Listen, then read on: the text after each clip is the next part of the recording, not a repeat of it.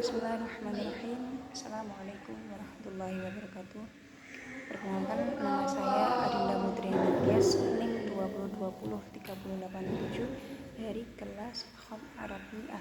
Di sini saya akan menjelaskan sedikit sejarah tentang berkembangnya khot atau kaligrafi di Indonesia. Tugas ini untuk memenuhi tugas UTS khot. Baik, langsung saja ke materi. Di Indonesia, kaligrafi ataupun khot ini merupakan seni budaya Islam yang termasuk pertama kali ditemukan di Indonesia. Ungkapan ini bukan berarti tanpa alasan atau tanpa landasan. Ini berdasarkan hasil penelitian dari Profesor Dr. Hasan Mu'arif Ambari, yang dimana buktinya ini ditemukan pada makom Fatimah binti Maimun yang berada di Gresik. Kemudian juga ada makom-makom lainnya sejak abad ke-15, bahkan juga diakui semenjak datangnya Asia Tenggara dan juga Nusantara. Di samping khot ataupun kaligrafi ini digunakan dalam penulisan batu nisan pada makom-makom orang ternama, khot ataupun kaligrafi di Indonesia ini juga digunakan sebagai alat penulisan mata pelajaran, kemudian pada catatan pribadi, kemudian pada undang-undang, naskah perjanjian resmi, dan juga dalam bahasa setempat, seperti juga pada mata uang logam, stempel, kemudian kepala surat dan juga sebagainya. Di sini huruf Arab yang dipakai dengan bahasa setempat tersebut diistilahkan dengan bahasa Arab Melayu atau Arab Jawa, atau juga biasanya orang-orang menyebut itu Arab Pegon. Dimulai abad 18 sampai abad 20, di sini para seniman di Indonesia mulai mengembangkan kaligrafi ataupun khot dalam berbagai media, mulai dari media seperti kayu, kemudian kertas, logam, kaca, dan juga media lainnya. Selain penulisannya ini diterapkan di dalam berbagai media, khot ataupun kaligrafi di Indonesia ini mulai diterapkan untuk penulisan mushaf ataupun Al-Quran tua dengan bahan kertas. Kalau dalam bahasa Jawa itu teliwang. Kemudian yang bisa diimpor. Kemudian kebiasaan menulis Al-Quran ini telah dirintis oleh banyak ulama besar di pesantren-pesantren semenjak sekitar abad akhir 16. Kemudian meskipun di sini tidak semuanya ulama ataupun santri di sini lihai ataupun mahir dalam menuliskan khot atau kaligrafi.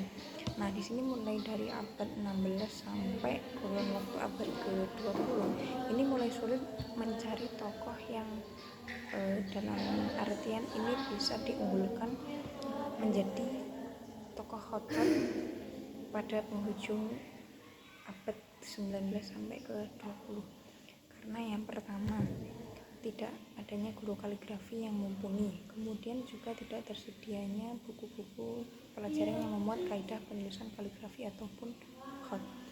Nah, di sini kemudian muncullah buku pelajaran tentang kaligrafi yang dimana pertama kali ini dikeluarkan sekitar tahun 1961, karangan Muhammad Abdul Razak Muhili yang berjudul Tulisan Indah. Kemudian juga ada karangan Dr. Andes Abdul Karim Hussein yang berjudul Khot Seni Kaligrafi.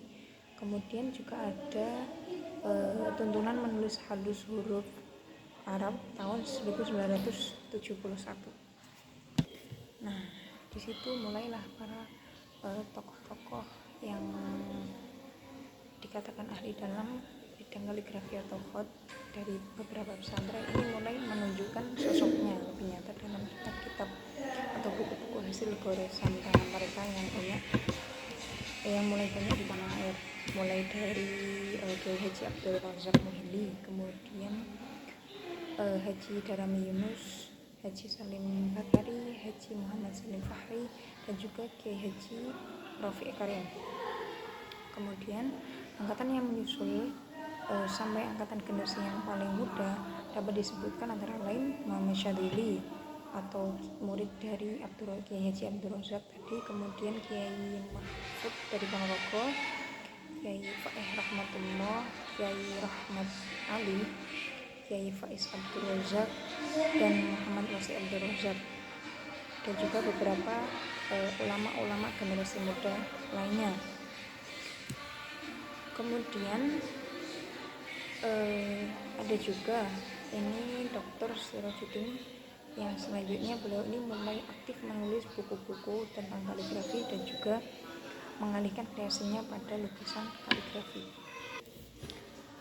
Dalam perkembangan kota atau kaligrafi selanjutnya di Indonesia, kaligrafi sendiri ini tidak dikembangkan dalam bentuk tulisan saja, atau tidak hanya berbentuk tulisan yang berkaidah indah, tapi untuk perkembangannya ini mulai dikembangkan dalam konteks seni rupa ataupun bisa dikatakan visual art.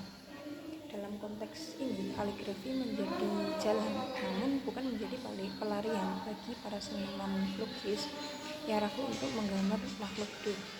Dalam aspek ini seni rupa kaligrafi memiliki keunggulan pada faktor fisioplastisnya dan juga pada pola geometris serta lengkungan ritmisnya yang luas sehingga mudah divariasikan dan juga menginspirasi generasi selanjutnya secara terus-menerus.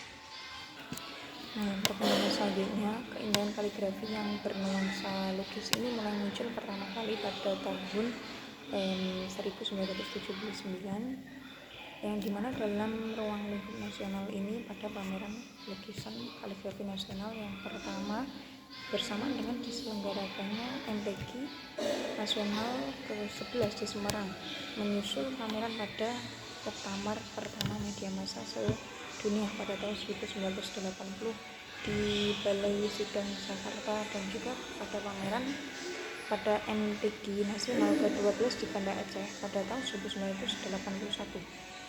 Kemudian juga ditampilkan pada MTQ nasional di Yogyakarta pada tahun 1991, kemudian di pameran kaligrafi Islam di Balai Budaya Jakarta dalam rangka menyambut tahun baru Hijriah 1405 atau pada tahun 1984, dan juga pada pameran-pameran lainnya seni keindahan lukisan kaligrafi ini sudah mulai dipublishkan.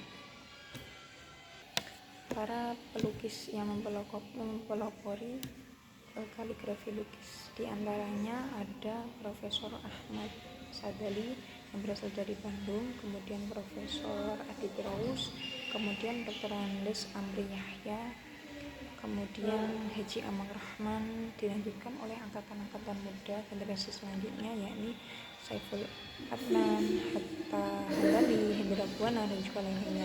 Kemudian mereka hadir dengan membawa pembaruan seni khat atau kaligrafi dengan beberapa bentuk-bentuk huruf dan juga dengan dasar-dasar anatomi yang menjauhkannya dari kaidah-kaidah aslinya atau menawarkan pola baru dalam tata cara mendesain huruf-huruf yang berlainan dari pola yang telah dibekukan.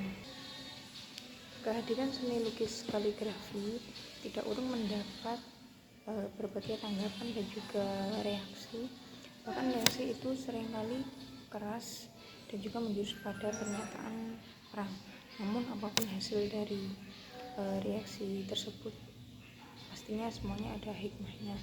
Yang pertama, pastinya akan menimbulkan kesadaran ataupun akan menimbulkan kelemahan pada khotot atau ahli khot selama ini karena kurang wawasan teknik, kemudian kurang mengenal ragam-ragam media, dan juga terlalu lama terisolasi dari penampilan di muka layak. Kemudian perkembangan lain dari khot atau kaligrafi di Indonesia ini adalah memasukkan seni kaligrafi atau khat ini menjadi salah satu cabang yang mulai dilombakan dalam event MTQ. Pada awalnya ini dipicu oleh sayembara kaligrafi pada MTQ nasional ke-12 pada tahun 1981 dan juga pada MTQ nasional ke-13 di Padang pada tahun 1983. Nah, kemudian sayembara tersebut akhirnya dipandang kurang memuaskan, maka sistemnya akan mengirimkan hasil karya hot langsung kepada panitia MTQ, sedangkan penilaian mutlak masing-masing peserta.